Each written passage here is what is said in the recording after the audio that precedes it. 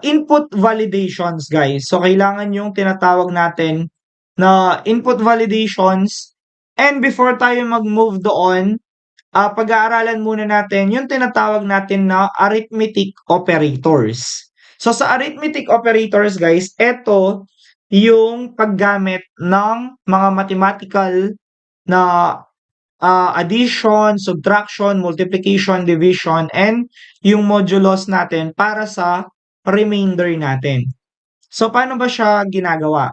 So, ang una ay maglalagay tayo ng system dot out dot print ln natin. And then, ilalagay natin dito, enter first number. Okay, and then after nyan, ang gagawin natin, magkakaroon tayo ng data type na double. So, kapag gumagamit kayo ng data type na double, guys, ito yung may mga decimals. Let's say, for example, 10.5, mga 5.10, mga ganon. So, yun yung may mga decimals. And then, yung variable name natin will be num1. Equal ngayon natin siya sa input dot next double. Since double yung ginagamit natin. Okay, so after nun, copy natin siya, paste natin. So, enter second number naman tayo. So, sa second number, guys, papalitan nyo lang yung variable natin dito na 2. And then, after nyan, kapag niran natin yung program, makikita natin dito na yung first number will be 5. Ang second number natin will be 10. So, wala nangyayari. So, ngayon, a-apply natin yung addition. So, ang gagawin natin, magkikreate tayo ng data type na double. Okay? So, after natin makuha yung data type na double, ang next step naman is ilalagay natin yung variable natin na addition. So, para sa addition kasi siya. So, ang i-add natin, guys, is num1 plus num2. Then, semicolon. So, ano yung nangyayari dito? So, si num1, eto siya. Eto yan. Si num2, eto naman siya. So, for example, naglagay ka dito ng 5, tapos naglagay ka dito ng 5.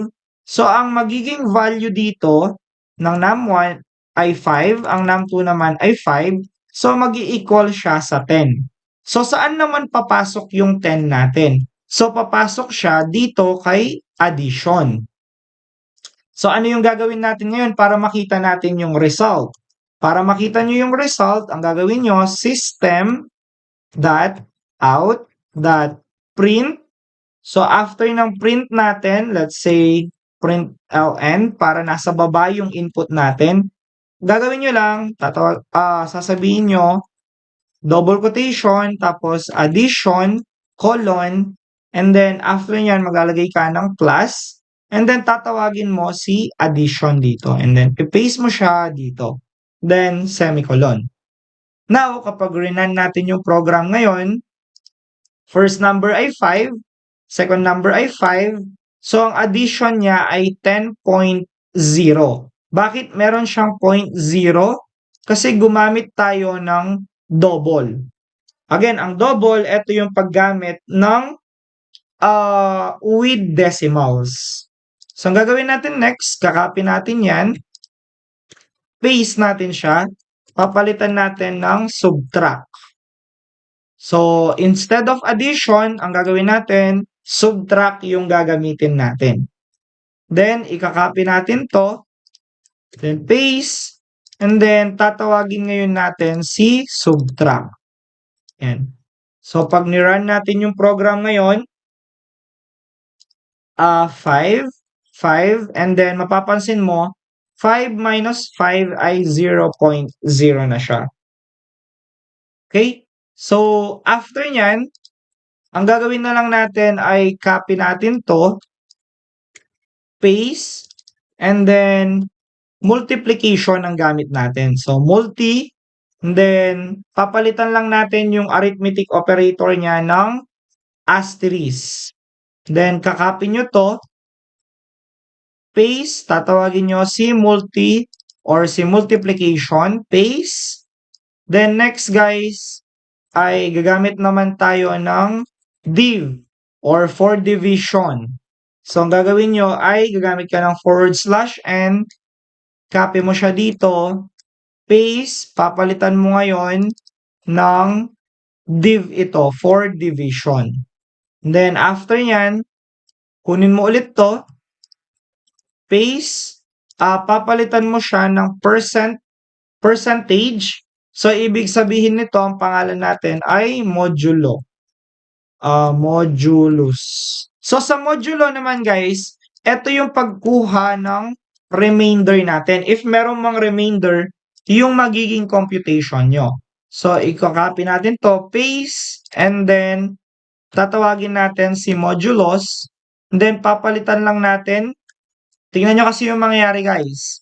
Kapag naglagay tayo ng 5, kahit na subtraction or multiplication, division, and modulus ang nilagay, addition pa rin ang nakalagay dito. Bakit? Kasi sa double quotation natin, puro addition yung nilagay natin. So, ang gagawin natin, subtraction, papalitan nyo. So, dito ay division, and eto naman ay remainder. So, run natin siya. So, 5 and 10. So, ito na yung addition, ito na yung subtraction, multiplication, division, and yung remainder natin. So, ayan ngayon, yung magiging mathematical natin dito sa mismong Java natin.